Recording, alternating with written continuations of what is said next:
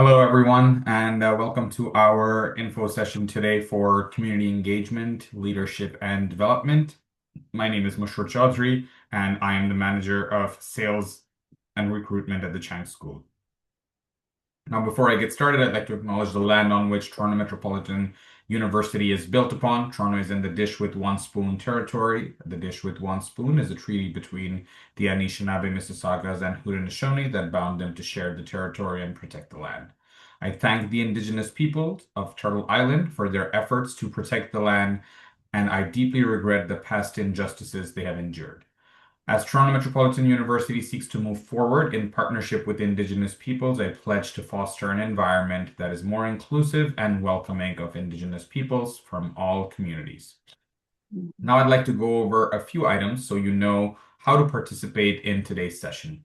Your microphone is muted throughout the event so as not to disturb other attendees or the presenters.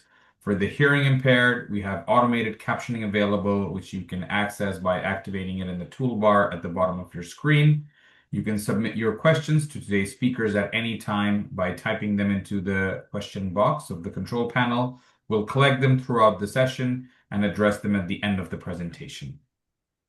Now I'd like to introduce our presenters for today. First, we have Sheila Wilmot, course instructor at the Chang School. And then we've got Roxanne Hawker-Fisher, who was a student of the certificate and also works at the Ministry of Labor. And before we invite our first speaker, Sheila, to go over a quick overview, I'd like to do a poll with all of our attendees here and just see where everyone is and what are their goals and motivations. What really motivated you to consider this certificate? And we've got a few options that we have on there. Career advancement is the first one. Next, we've got career change. Then we've got skill building for current role, and then personal interest and others. So we'll leave that on for just a bit. Thank you for participating. This really helps us provide feedback and helps our speakers who are going to come on and speak with everybody. Okay, so yeah, we can end the poll and share the results. This is pretty common with all of the other certificate and consistent. We have career advancement and career change as the top ones, but I like that we've got personal interest as well and others. So thank you everyone for participating and thank you for sharing that. And now I'll invite Sheila, who is our course instructor.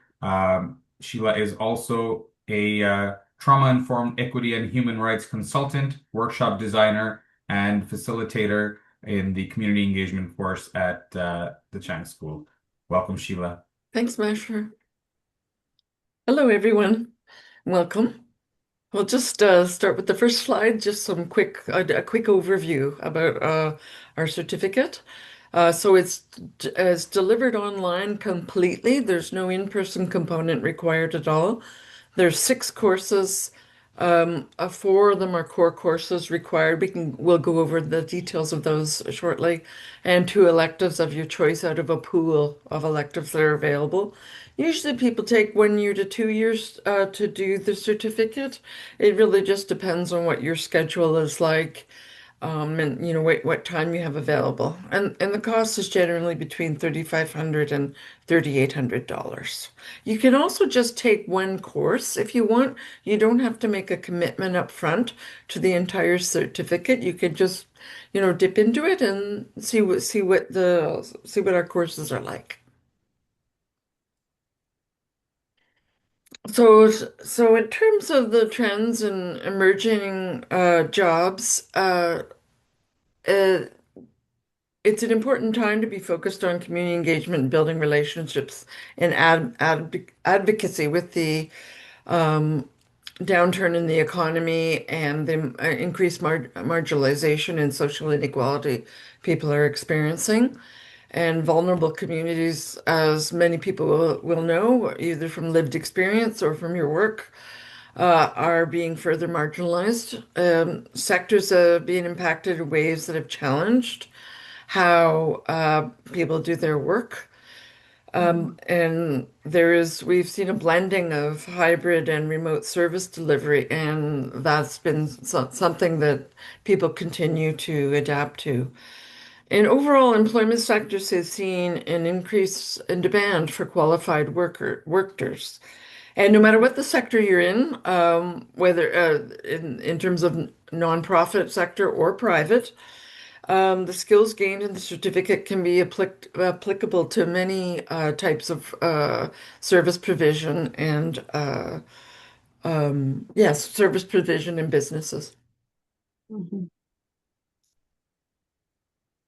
So here are some possible career paths that have been identified by research done by the Career and Co-op Center here at TMU.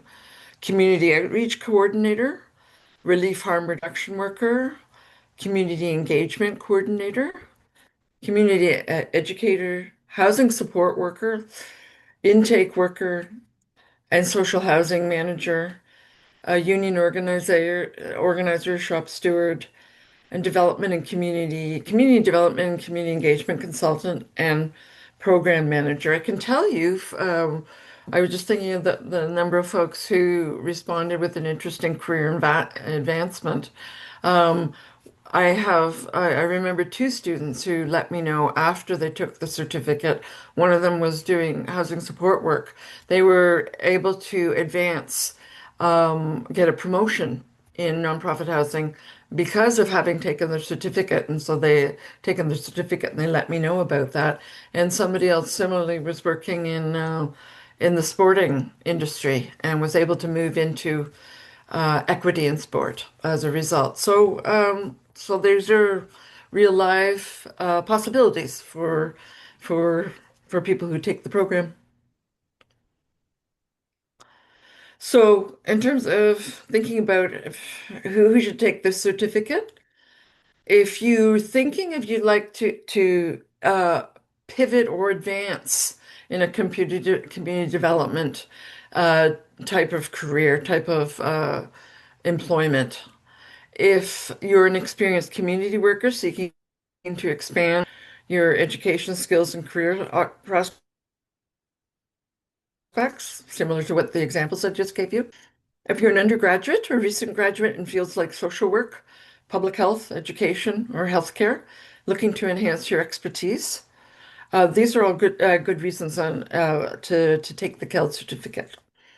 So, in terms of a Mhm. suggested learning path, this is how we would say optimally you might move through the certificate. So there's the three initial required courses are community engagement foundations, engaging diverse communities, community engagement practices, which is the practices courses, which one I designed and redesigned a number of times and taught for years. And then in terms of electives, you can see there's a range of types of electives that you can take, from food security to disability issues, Indigenous studies, immigration, fundraising, family support and issues, and like program planning. So, and then we would suggest that the final course to take would be the experiential learning opportunity, the capstone course. It's a course that I continue to teach, where you do an individual project. We can say more about that in a bit. But that gives you, once you have the other five courses under your belt, so to speak, it's a good opportunity then to be applying all that new knowledge and skills that you have or have developed to the capstone project. At the same time, if for some reason this learning path isn't going to work for you, and what can happen sometimes is that there's electives may not be offered every single term, and you find an elective that's absolutely on point to your career area and your interest area, and you'd like to take that and the foundations course to start with, for example. That's no problem at all. We understand how that can come up. So don't worry if you feel like there's some reason you couldn't stick to this path. It's just It's just a kind of a framework for you to consider and perhaps follow. So, when you complete the certificate, you'll be able to enact and support active participation of people in their community and civic affairs, and engage marginalized and excluded groups to improve the well-being of their own neighborhoods and organizations they're involved in, to be able to assess and understand the demographics of an area, which is important so you can understand uh, who you're relating to, who you're engaging with in your community work. You also be able to guide outreach and engagement initiatives with a range of tools and skills, and also advocate and conduct research and evaluate community programs, which are really good set of skill sets to have in any community engagement, leadership, and development area of work. So yeah, so one of some of the highlights of the program is that there's a final core course. The final core course is the capstone course. It's experiential learning through a community-based project. And just want to give you some examples. The course is on right now. Examples of projects that students have set up for themselves. For example, providing Black youth in Ontario with accessible mental health resources, supporting children through trauma, a guide for parents in a Lebanon play school, mapping of community resources for a youth violence prevention project, a design of a website to support trans people who are transitioning. So that's just a handful, and you can see the diversity of types of things people do, and in terms of the transferable knowledge and skills and interests that they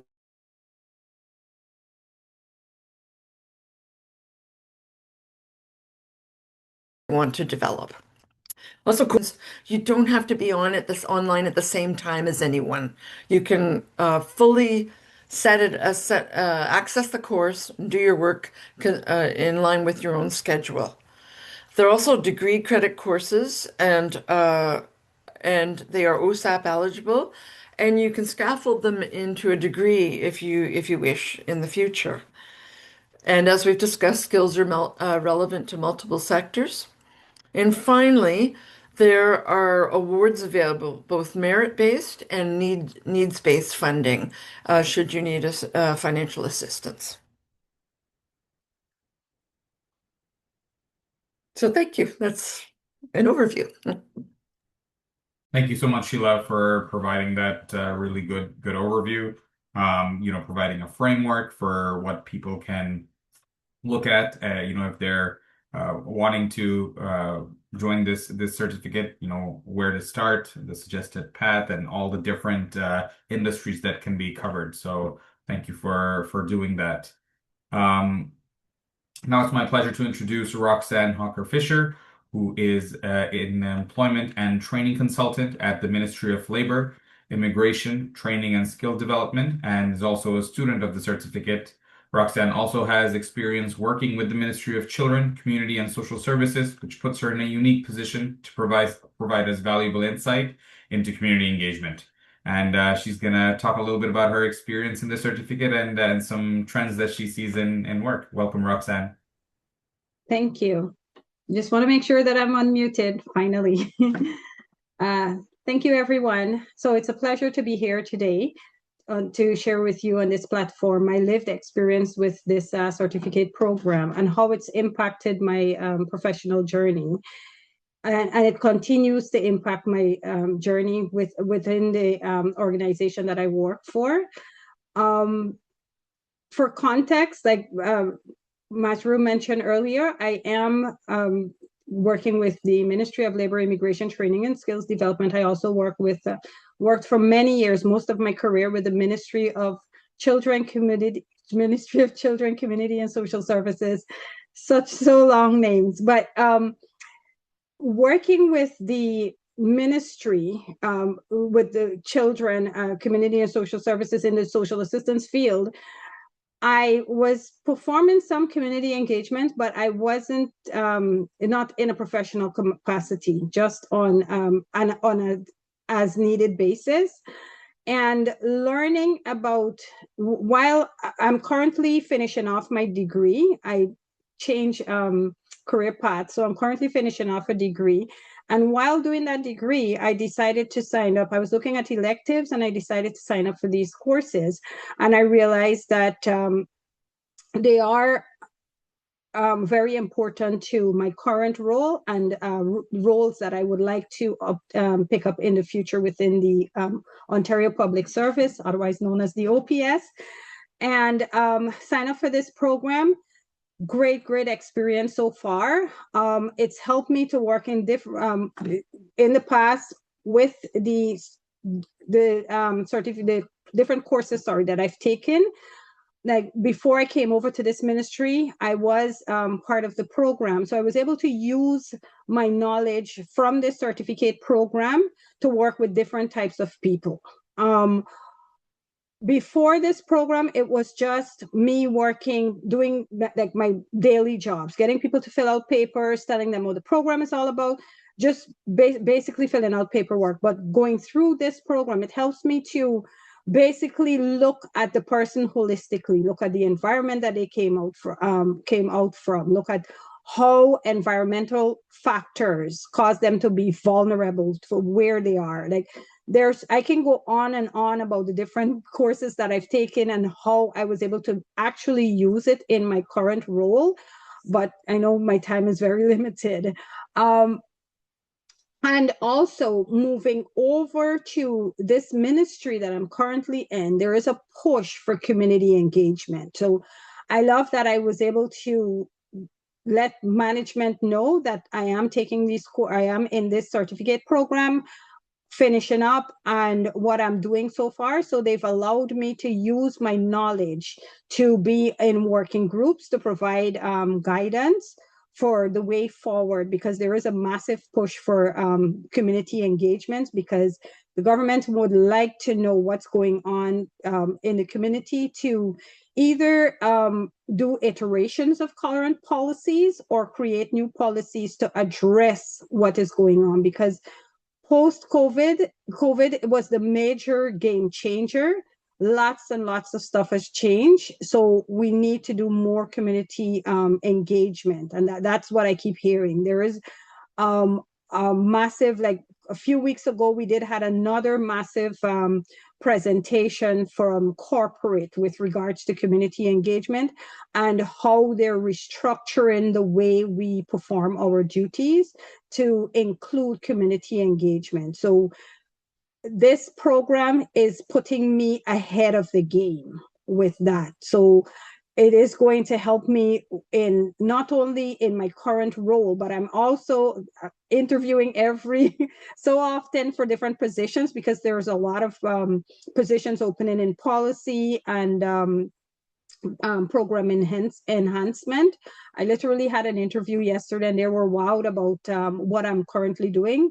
So if you're in doubts, I would say in terms of career choice and about taking this program, I'm living proof that it is working, it is valid, and it's working for me. Like I'm able to, one person, I wish I could share you the team's chat, but a manager told me that she was very impressed with my interview and what I'm doing. And mostly because of how I was able to present on the community engagement and what I'm learning and how I see this being incorporated in the new role should they hire me. So it is helping. Also within our organization, there is a Forte. It's similar to LinkedIn. So you're able to advertise yourself so that prospective managers, employers within the OPS can see if you put that you're looking for a policy position. And that's what I'm doing now. I'm selling myself and I'm able to add this to my Forte which is similar, like I mentioned, similar to LinkedIn, and it is getting me interviews, and it is managers are seeing me and recognizing me based on not only the degree that I'm completing, but this piece as well, because like I mentioned, there is a push for community engagement. Thank you. That's so awesome to hear. Thank you so much for sharing your experience. It's always inspiring to hear how our students can champion the certificate, but also, feel the advantage in their workplace on their day-to-day and actually reap the benefits of this certificate. So thank you so much, Roxanne, for sharing that.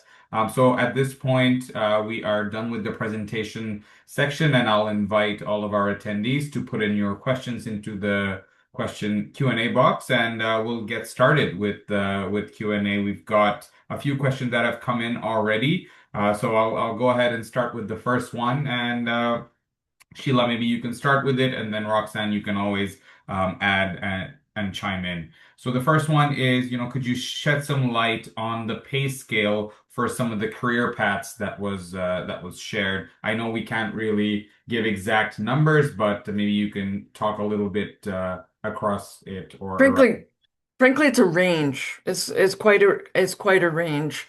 Like for example, a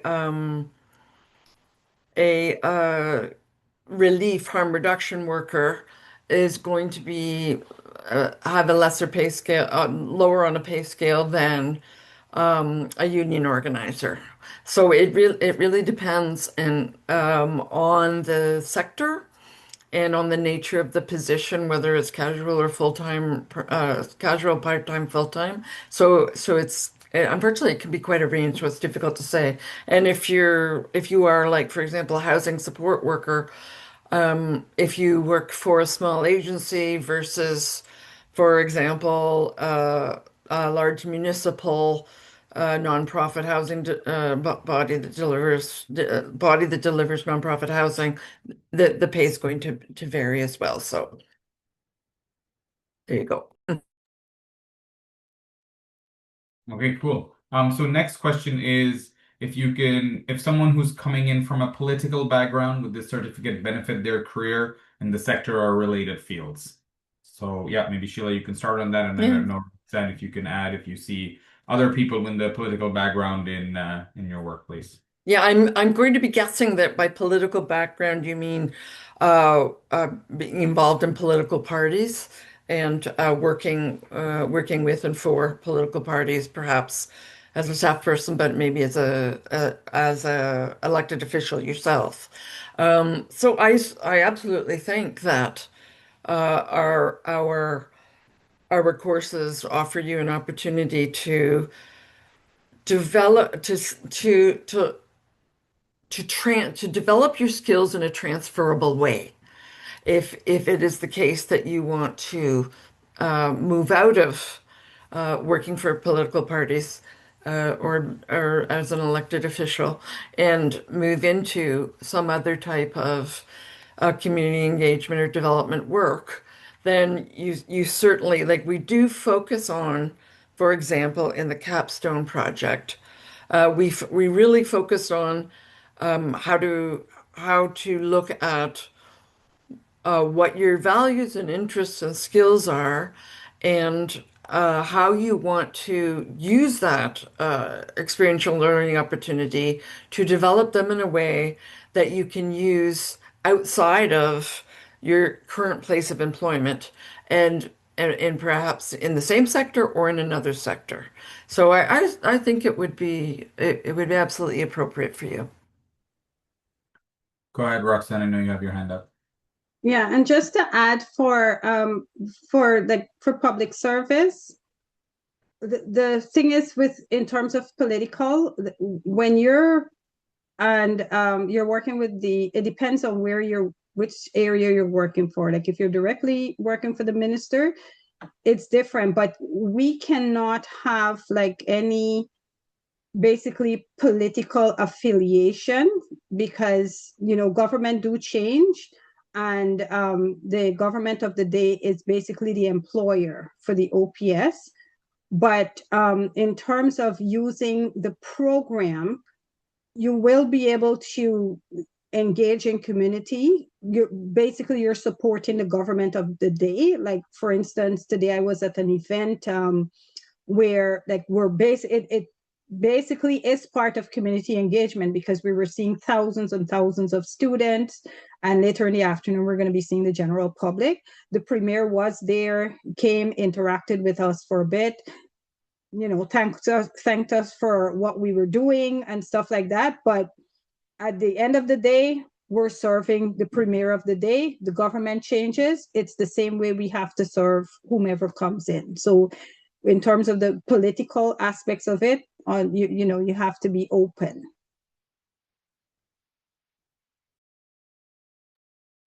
That's amazing. Thank you. Thank you so much for that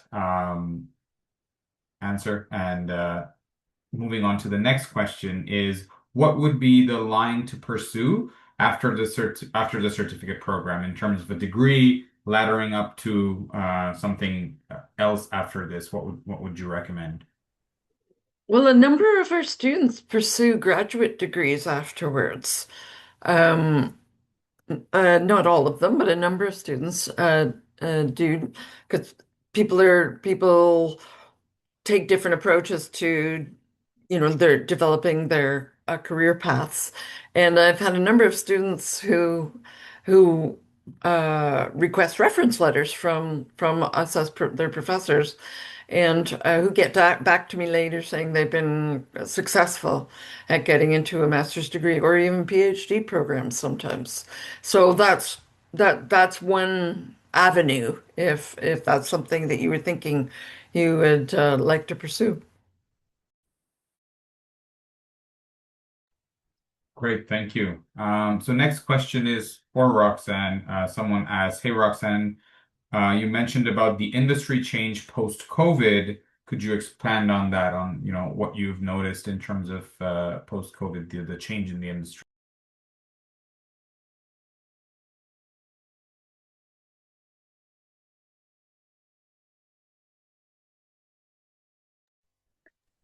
Sorry about that. In terms of social assistance, there's an uptake of intake. So they had to create a unit of over 300 staff to address intake, because a lot of people not only lost their jobs, mental illness triggers increased tenfold. So there's a lot of persons that are going on social assistance. There's so much going on in the background. So that piece has changed, and what they're trying to do is help these people not only with social assistance, but they want to help them to integrate back into their community. And that's where, once you learn, like you go through this, you'll be able to learn about the different communities and how the different factors affect people.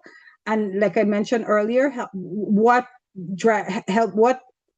causes people to be vulnerable.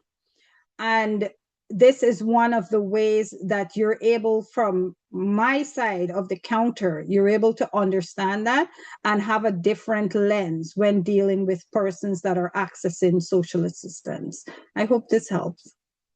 If not, just I can expand a bit more if you'd like. No, I think that was great. Maybe you can just dovetail of that into the next question, which is, what kind of real world skills or competencies do you gain from this program?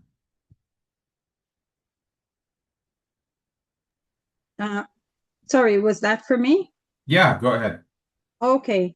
So like I mentioned, in terms of real world skills, when I was working with social assistants, I was in robot mode filling out papers. I'll give you a lived experience.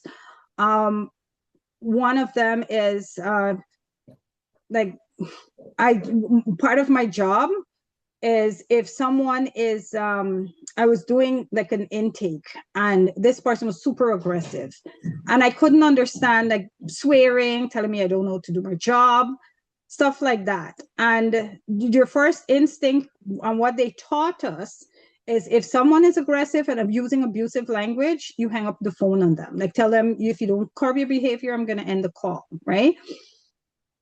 What I've learned is that you go beyond that. It's not just the person.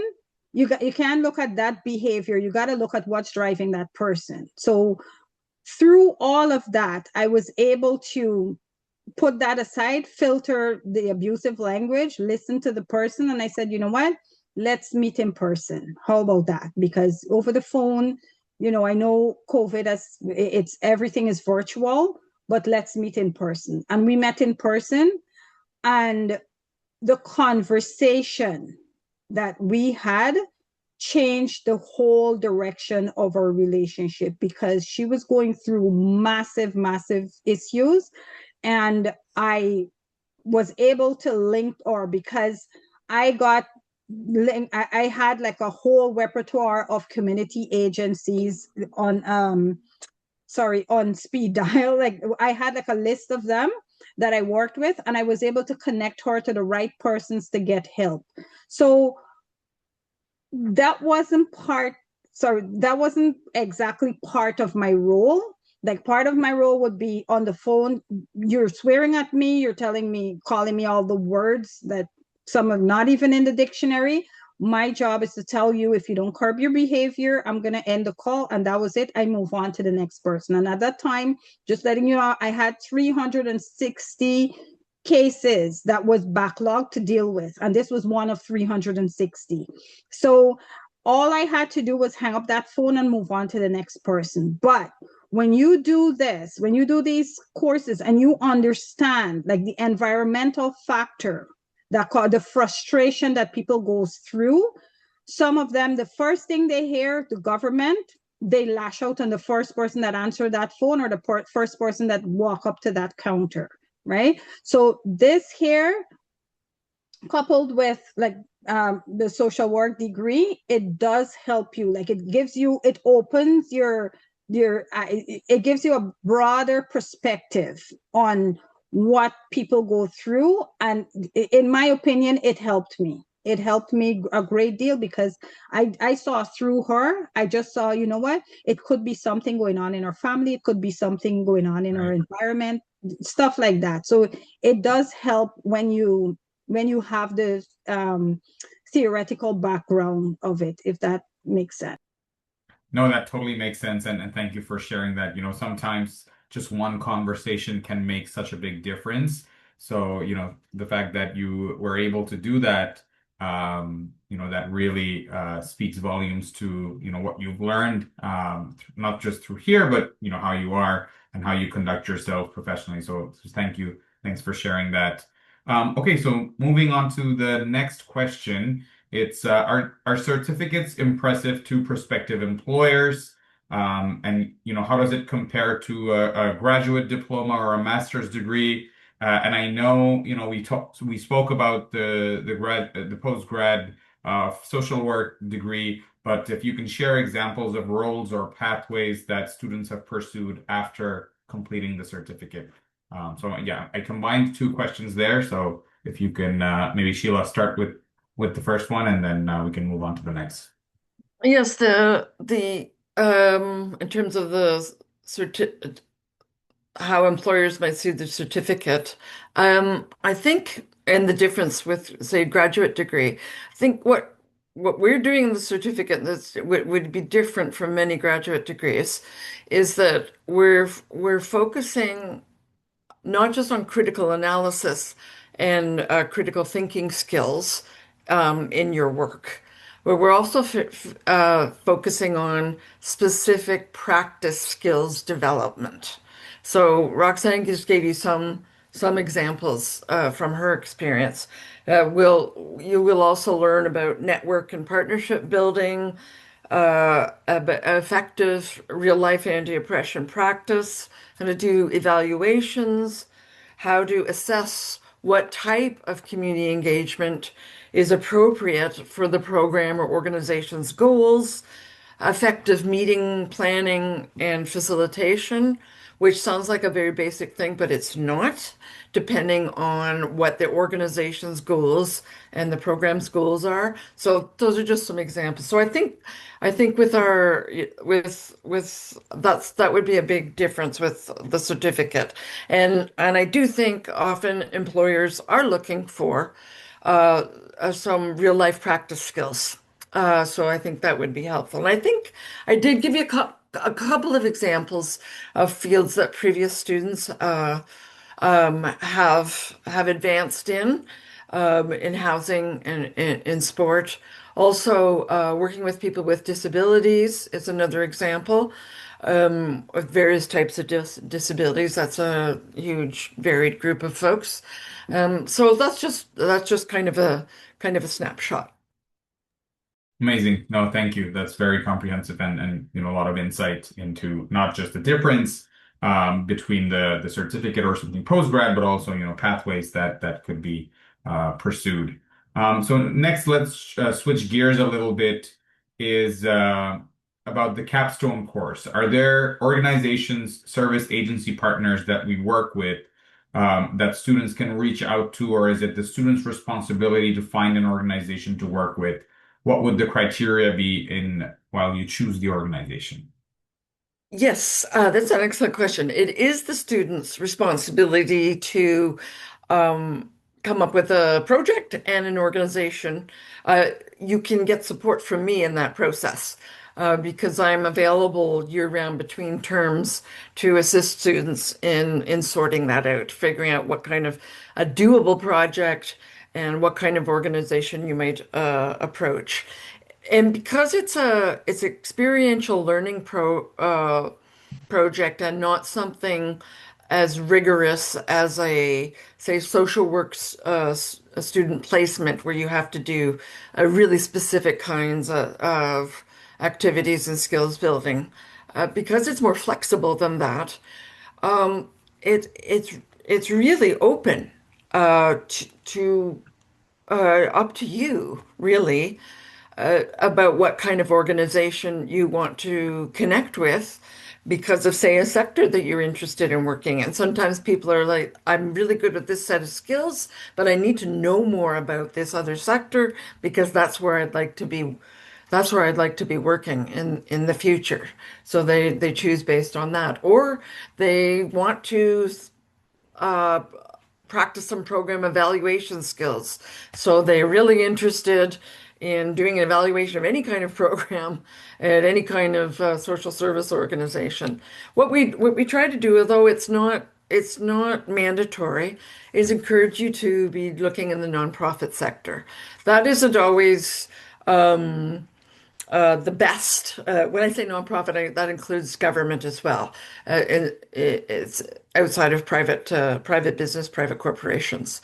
Sometimes, though, we have had students who do work in the corporate world who want to advance or change direction to another industry or in the same one, but do something more equity or community development focused, and then they do a capstone with that focus as well. So it really is up to you, but you do get support in figuring it out.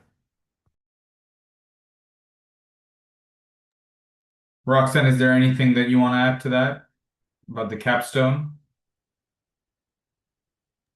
Actually, yes. The other thing too is that you could use your own organization, which I did for the capstone project. Like if you identify there's a gap in your own organization, you can approach your manager and ask if you can use that as part of your project. And I found the one that I used was I didn't use my organization, but I used what I do, like my work, to help a community agency. Brilliant. Thank you. So next question is, I think we have an attendee with a unique situation. Saurav, thank you for your question. So the question is, I have over 15 years of experience as a frontline worker in the DTES Vancouver. Not sure what that is, but and then I got to the third interview a few times in Toronto and was told that they had to choose someone else due to my lack of education. So he's wanting to know, have previous students been able to apply and find work while there are a few courses in, continuing to view the program as they balance work as well? Go ahead, Roxanne. You can start, and then Sheila, you can chime Yes. in. Yes, I'm very familiar with DT. It's very well known. Downtown East Side organization in Vancouver is very well known as a model of empowering type of community engagement. So I'm very disappointed to hear that you're not getting jobs because a lot of people could actually learn a lot from you. I guess what I would suggest is that if you were to take the certificate, it might be a situation of where you take one of the core courses. It's just a thought. One of the core courses, like the Community Engagement Practices course or the Foundations course, and then pick an elective that you think is really relevant to the sector in which you're trying to apply, and a lot of the electives there are special projects in the electives, so you could maybe do a special project. So if you were able to start on that basis, that might help uh, um, interest the employers a bit more, because you don't need you don't need work experience. You just need some credentials.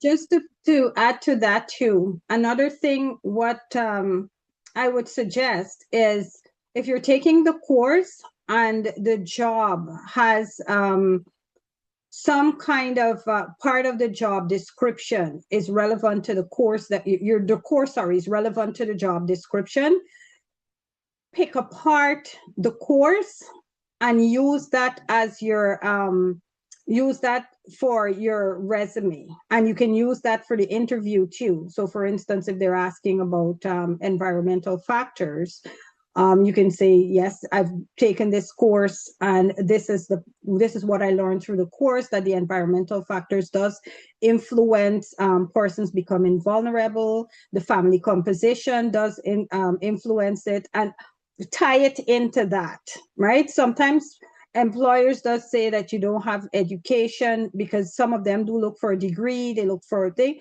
But if you've started the degree or you've started the certificate program and you do have the courses that you went through that would equip you to perform those duties, you can use that, but you have to know how to use it to so that you can sell yourself. That's the big thing I use for myself. So you can sell yourself, tie it in to how it equip you to perform those duties that they're requesting, they're hiring you for.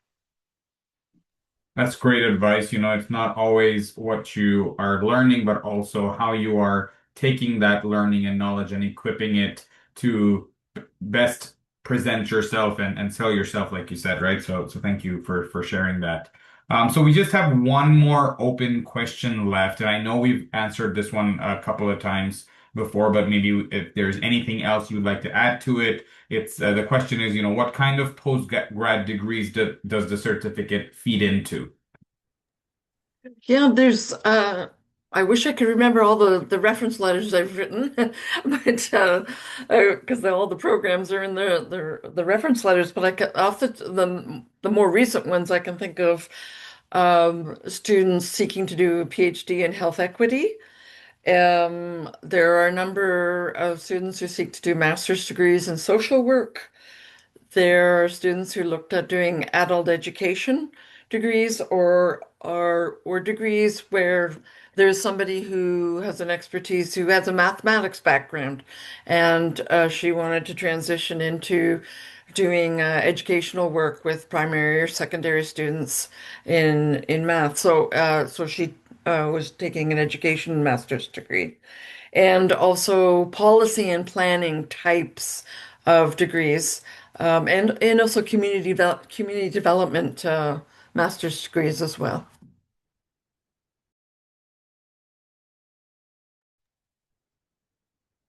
Yeah, and just to add that the provincial government has recently change the Better Jobs Ontario program eligibility. It's now a 2-year funding that's available. This program too is 1 to 2 years, and there is eligibility. So one of the eligibility criteria is laid off. If you were laid off from your job and you're looking to change careers, you may be eligible for the program. It's up to $35,000 for a 2-year program. Also, if you're from a low-income household, there is eligibility there too. So you might want to look that up and explore it if you're thinking about the financial aspects of it, and in terms of loan versus receiving funding from other places. Brilliant. Thank you all for sharing those amazing insights to all the good questions that came in. And now, while I do my closing remarks, I'll launch a final poll. We just wanted to know, how likely you are to take a course from this certificate. It allows us to provide feedback to our team and follow up with you as well. And with that, I just wanted to thank our speakers, and thank you all for taking the time out of your day to attend today's session. If you're interested in more information about the certificate presented, please visit our website at continuing.torontomu.ca. If you have any other questions, please contact me directly at mash.chaudhry@torontomu.ca. The contact information and will be in the follow-up email, and the recording of this session will be in that as well with the survey, and you'll get that within the next 24 to 48 hours. So on behalf of the Chang School and everyone else here, thank you for joining us today, and have a great rest of the day. Bye, everyone.